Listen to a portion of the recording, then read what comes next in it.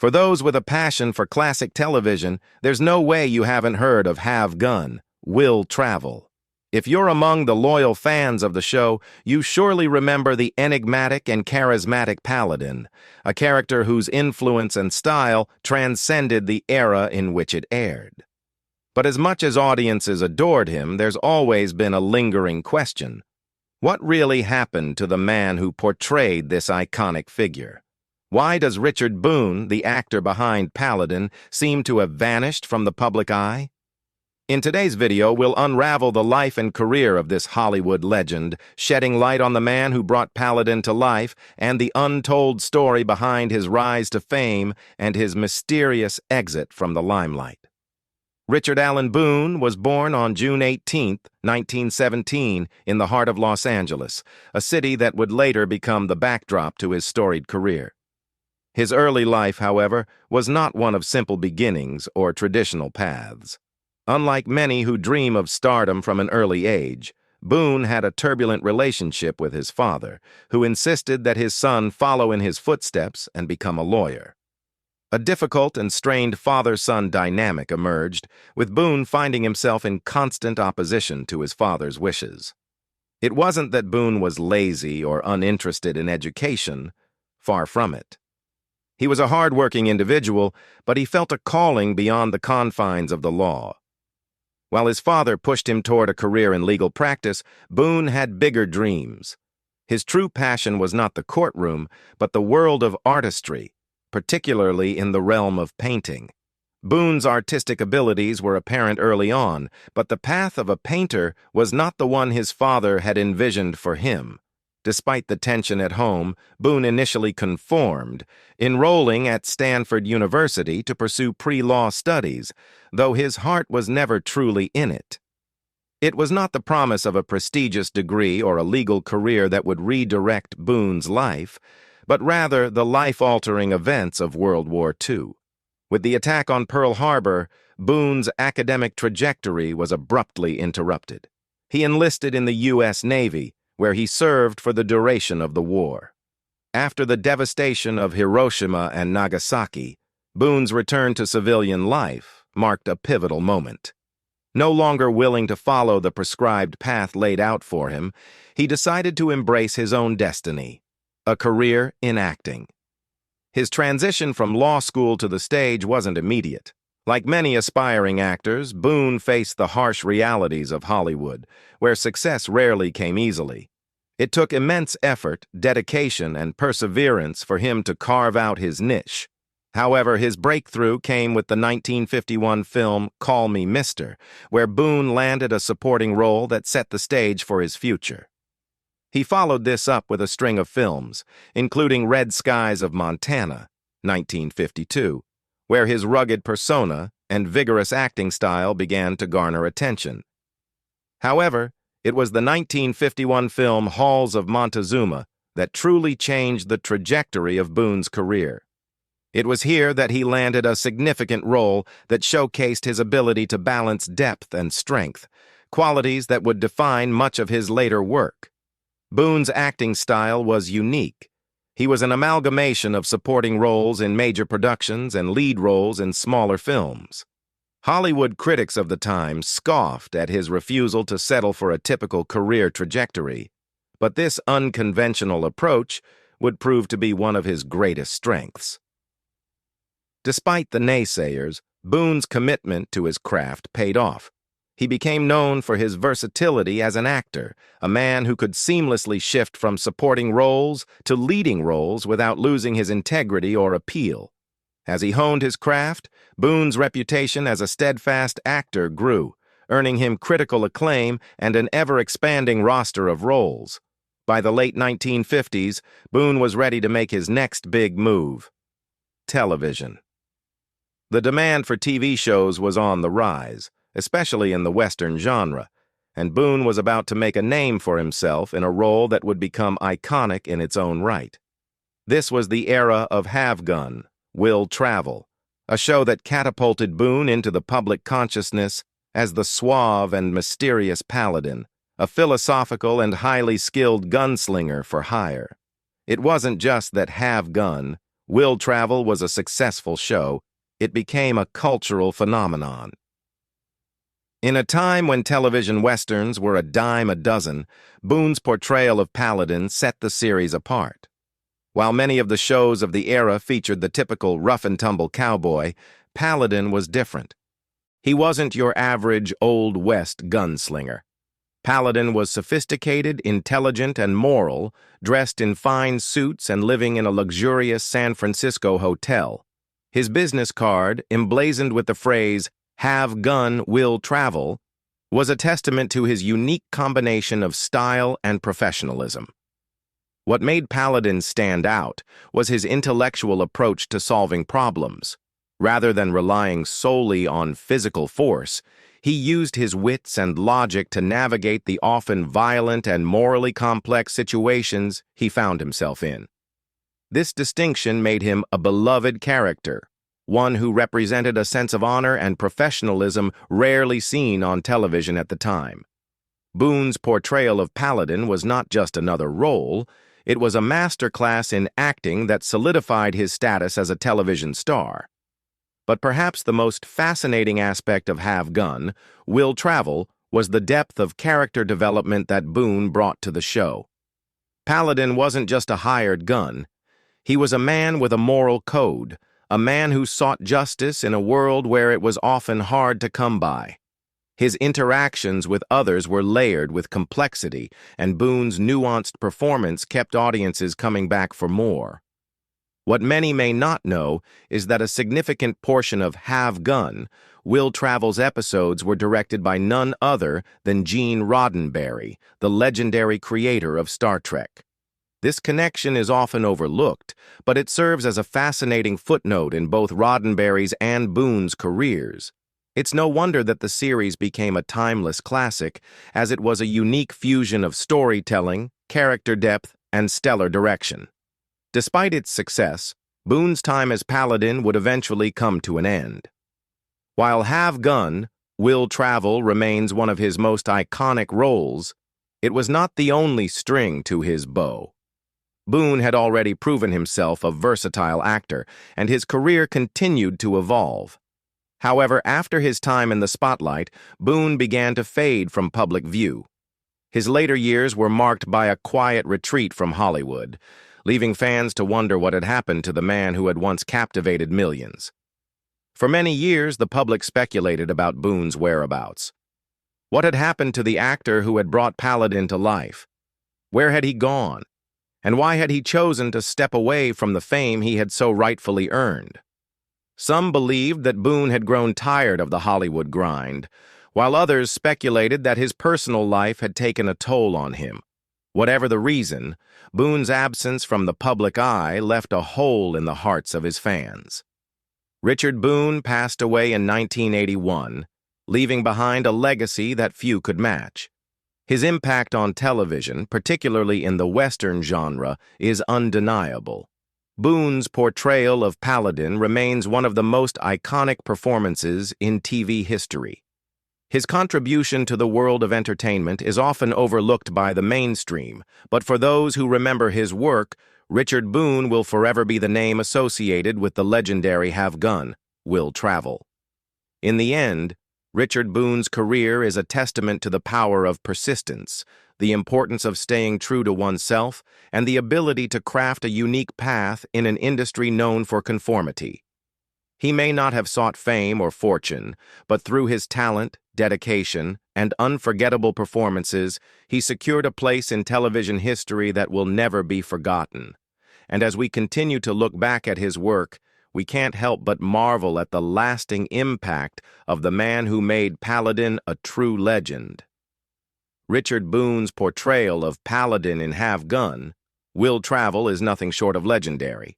His character, cloaked in the unmistakable allure of black suits and a black Stetson, was not just a typical cowboy.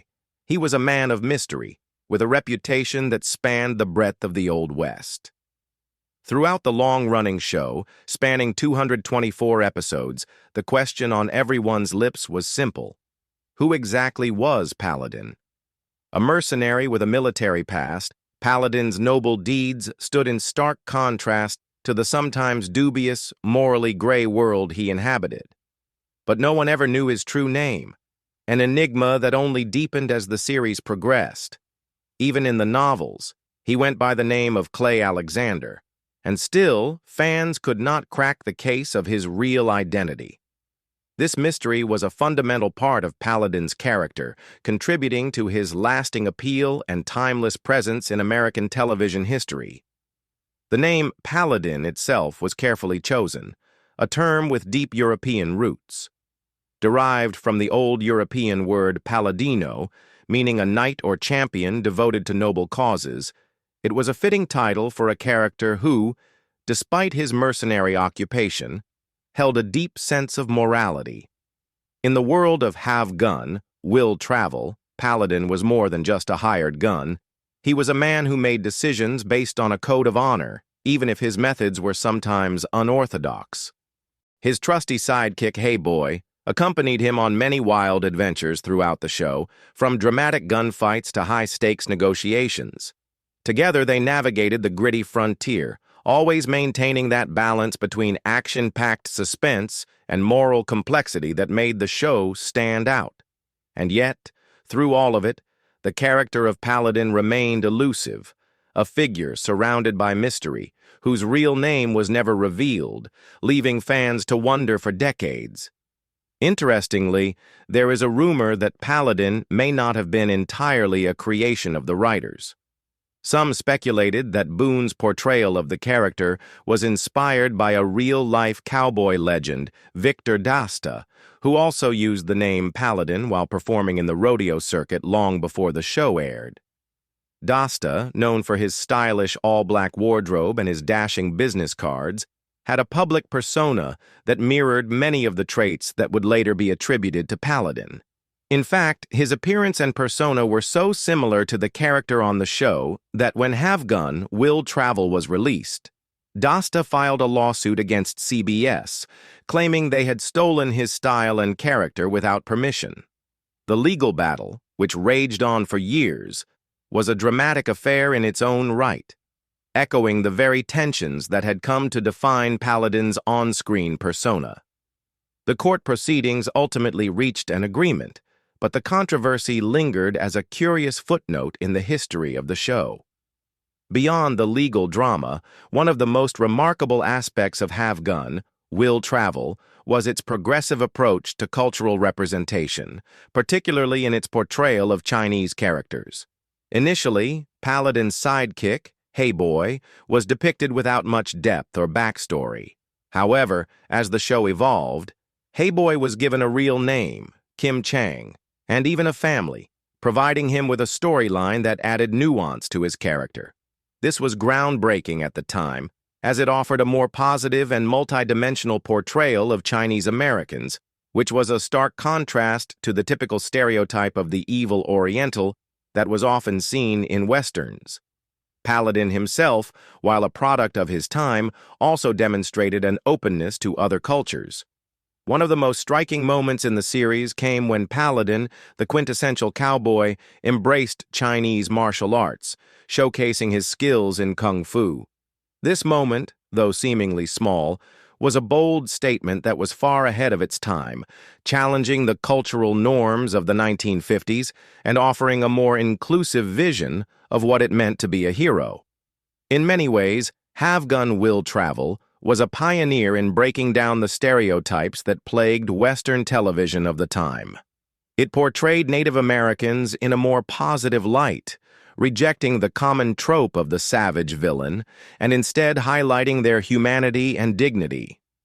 The show's handling of cultural differences and its diverse representation of characters set it apart from other Westerns, making it not just another action-packed series, but a socially aware one that tackled important issues head-on. The show's impact was undeniable, and its influence extended beyond the television screen. In 1958, a radio spin-off of Have Gun, Will Travel was released, further solidifying the character of Paladin in popular culture. The voice of Paladin was now performed by the dashing John Dehner, a familiar face in Western TV during the 1950s and 60s, known for his roles in The Twilight Zone and other classic series. This spin-off allowed Paladin to reach even more fans, expanding the character's influence beyond the small screen and into the ears of listeners across the country. Despite the show's critical acclaim and growing popularity, Have Gun, Will Travel was not without its challenges. The series ran for a total of 106 episodes between 1958 and 1960, and during that time, it earned 3 Emmy nominations. The show's creator, J. Richard Maibaum, received a prestigious Writers Guild of America award in 1957 for his original script, underscoring the high level of craftsmanship involved in the making of the series. The iconic theme song, The Ballad of Paladin, composed by Bernard Herrmann, became a national anthem of sorts, forever linked to the show's legacy. Its haunting melody and simple yet powerful lyrics have an almost hypnotic quality, capturing the essence of the Paladin character in just a few notes. Even today, the song is instantly recognizable, a testament to its timeless appeal. And yet, despite all the success and accolades, Have Gun, Will Travel came to an abrupt end. The show's finale, while poignant, left a sour taste for many. In the final moments of the series, viewers witnessed the end of Paladin, but it wasn't a heroic death or a noble sacrifice. Instead, the character was unceremoniously written out of the show, and the audience was left to ponder what had become of the man behind the mask. For Richard Boone, the actor who brought Paladin to life, this final dismissal was a bitter pill to swallow. He learned of the show's cancellation not through his agent or a manager, but from a pile of paperwork, an impersonal, cold revelation that marked the end of his time in the role. This moment of betrayal became a defining turning point in Boone's life, one that caused him to step away from the limelight and reassess his relationship with the industry. Boone's departure from Hollywood wasn't just about the end of Have Gun, Will Travel. It was a larger reflection of his disillusionment with the entertainment world. In an interview with the Los Angeles Times several years later, Boone opened up about his struggles with the TV industry, particularly the tension between maintaining creative integrity and succumbing to the pressures of commercial success. He expressed frustration with Hollywood's obsession with glamour and glitz, noting how difficult it was to produce meaningful work when the industry was so fixated on superficiality. The more he reflected on his career, the clearer it became that Hollywood's values no longer aligned with his own. In 1963, Boone made the life-changing decision to move to Hawaii with his third wife, Claire Milan, and their child. The tranquil shores of Hawaii offered a stark contrast to the chaos of Hollywood, providing Boone with the peace and solitude he had long yearned for. It was a dramatic shift, one that signified his complete withdrawal from the industry. Though he never severed all ties with Hollywood, after all, a mere 4-hour flight separated him from Los Angeles, he was no longer the same man who had once embraced the fame and adulation that came with being Paladin. Instead, he was a man seeking simplicity, away from the pressures of a world that had burned him out. For many, Boone's decision to leave the industry was a tragic end to a promising career. Yet, in hindsight, it seems that his move to Hawaii was the best decision he could have made. It allowed him to escape the suffocating demands of Hollywood and focus on what truly mattered, his family and his peace of mind. It wasn't just the cancellation of the Richard Boone show that had disillusioned him. It was the entire entertainment machine, which he had come to view as a profit-driven industry that cared little for artistic integrity or the well-being of its talent. As he put it, "I don't want to live in Southern California anymore." It was a simple declaration, but one that spoke volumes about the man who had been Paladin and about the world he had left behind. While Boone never returned to Hollywood in the same capacity, his legacy as Paladin remained etched in the annals of television history. He had created a character that was both timeless and elusive, a figure who resonated with audiences across generations. And though the final episode of Have Gun, Will Travel, marked the end of Paladin's story, Richard Boone's own journey had only just begun. In the world of Hollywood, Richard Boone's name evokes a lasting sense of admiration and respect. His most famous role as Paladin in the classic Have Gun, Will Travel, earned him an indelible place in television history. However, the story behind the actor who brought Paladin to life is one of deep passion, complex decisions, and a quest for personal fulfillment beyond the limelight.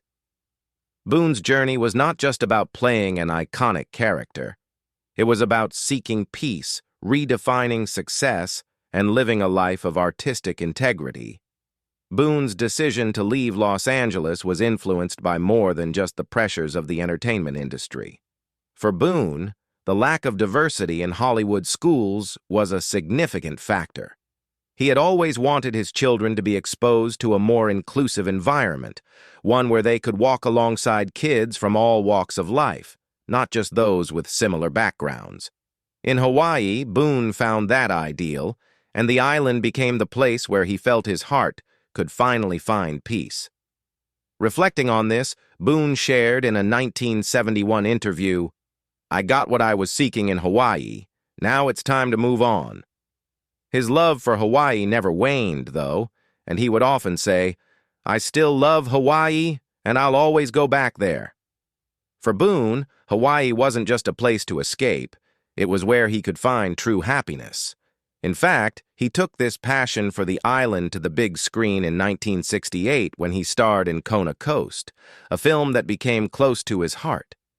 Boone dreamed of turning this film into a series, aiming to leave a lasting mark on the cinematic landscape of Hawaii. While this venture never materialized, it was a symbolic comeback for Boone, who began to see success in other roles once more.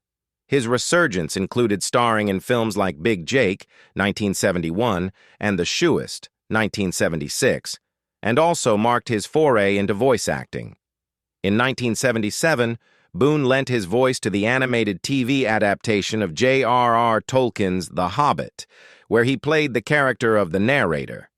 This was another testament to Boone's versatility as an actor, capable of embracing new challenges and genres. But Boone's talents went far beyond the Western genre and heroic roles. He also proved his ability to tackle darker and more complex characters, such as the villainous Craye in Man on a Tightrope, a character deeply connected to both the circus and the Communist Party. By the early 1970s, Boone began another phase in his career, one that involved mentoring the next generation of actors. He moved to St. Augustine, Florida in 1970, and while he was no longer in the spotlight, Boone began to teach at Flagler College. Here, he imparted invaluable wisdom to students. Known for his unorthodox methods, Boone would tell aspiring actors, "Don't become an actor." This advice, which may sound contradictory coming from a seasoned professional, had a method behind it. Boone believed that acting shouldn't be pursued for fame or fortune, but rather as a compulsive necessity. "It's a completely mature existence," he would say, referring to the depth and commitment required for the craft. Boone's passion for acting remained evident in his own work. His portrayal of Frank Usher in The Tall T, a ruthless outlaw leader, demonstrated his remarkable range as an actor. Boone brought such sensitivity and depth to the character that his villainy became all the more chilling. His performances were often laced with nuance, and he was able to transform characters, whether heroes or villains, into fully realized individuals that audiences could understand, even if they didn't agree with their actions. One of Boone's most notable performances was in The Arrangement, where he played Sam, a stubborn father dealing with his son's mental breakdown. Despite the film's shortcomings, Boone's portrayal of the complex character stood out as a powerful example of his acting prowess. Similarly, in Halls of Montezuma, 1951, Boone portrayed Lieutenant Colonel Gilfillan, a weary and anxious officer in the midst of a Pacific Island assault. These roles proved that Boone was far more than just a Western hero. He was a multifaceted actor capable of portraying a wide range of characters. Richard Boone's portrayal of Paladin in Have Gun, Will Travel remains one of the most iconic and beloved roles in television history. While it is easy to associate him with this role, to reduce his career to just this character would be a disservice to the incredible breadth and depth of his work. Boone's career spanned over 3 decades, during which he consistently demonstrated his ability to embody a wide variety of roles that extended far beyond the Western genre. Though he became synonymous with Paladin, a suave and morally complex gunslinger, his career was much more expansive and nuanced. Boone's early success in Have Gun, Will Travel is undeniable. His portrayal of Paladin, an urbane, honor-bound gunslinger who solved problems in the post-Civil War American West, set him apart from the one-dimensional heroes that populated television at the time. Paladin was not just another gunslinger. He was intelligent, sophisticated, and complex, embodying virtues like honor and intellect over sheer violence. This departure from typical Western tropes cemented Boone's status as a standout actor of his era. However, Boone's talents stretched far beyond his time as Paladin. In the years following Have Gun, Will Travel, Boone sought roles that pushed him to explore different dimensions of character. One such example was his performance as Frank Usher in The Tall T, where he played a ruthless outlaw who was more layered and psychologically complex than typical villains of the genre. This role revealed Boone's impressive capacity to embody characters with depth and darkness, showing that his acting ability wasn't confined to hero roles. Unfortunately, Hollywood, in its narrow vision, did not fully capitalize on this potential, and Boone was often denied the opportunity to explore such roles to their full extent. Despite these limitations, Boone's career continued to evolve. In addition to his more traditional acting roles, he ventured into voice acting, notably lending his talents to the 1977 animated TV version of The Hobbit. His performance as the narrator was well received, and it marked another example of Boone's versatility and willingness to take on new challenges. This was also a time when Boone sought to leave a lasting mark on Hollywood, but the industry's perception of his abilities often held him back from reaching his full potential. As Boone's career progressed, he began to grow frustrated with the constraints of Hollywood. In the early 1970s, he relocated to St. Augustine, Florida, where he moved away from the spotlight and instead focused on mentoring young actors. Boone's philosophy on acting was refreshingly candid and grounded in his own experiences. In an era where aspiring actors dreamed of fame and fortune, Boone's advice was blunt: don't become an actor. He wasn't discouraging the craft itself, but rather urging his students to understand the profound dedication and sacrifice that acting required. For Boone, acting was more than just a profession. It was a calling, one that should only be pursued if it was an absolute necessity. He believed that those who succeeded as actors were not simply talented, but driven by an unrelenting passion for the craft. Even after stepping away from the spotlight, Boone remained active in the industry, occasionally taking on roles that allowed him to showcase his depth and range. In the 1980s, however, his health began to decline. Boone was diagnosed with throat cancer, and despite his resilience, his body began to give way. A short time later, he was diagnosed with pneumonia, a devastating blow after his battle with cancer. On January 10, 1981, at the age of 63, Richard Boone passed away, leaving behind a body of work that would inspire future generations of actors. Though Boone's life was cut short, his legacy in Hollywood and his impact on television cannot be overstated. His portrayal of Paladin may be the role he is most remembered for, but it is by no means the only testament to his acting ability. Boone's career was marked by his willingness to take on complex characters, both heroes and villains alike, and his commitment to constantly improving his craft. He was an actor who transcended the limitations of the roles he was given and carved out a place in entertainment history. In the end, Richard Boone's legacy is far more than just the role of Paladin. His career stands as a testament to versatility, discipline, and the unrelenting pursuit of artistic integrity. From his iconic role as Paladin to his nuanced portrayals of villains, his body of work serves as an enduring reminder of the power of great acting. Though he may no longer be with us, Richard Boone's influence lives on in the characters he portrayed and the lessons he imparted to those who followed in his footsteps. His name will forever be etched in the annals of television and film history, a symbol of a man who dedicated his life to his craft, leaving a legacy that will never fade.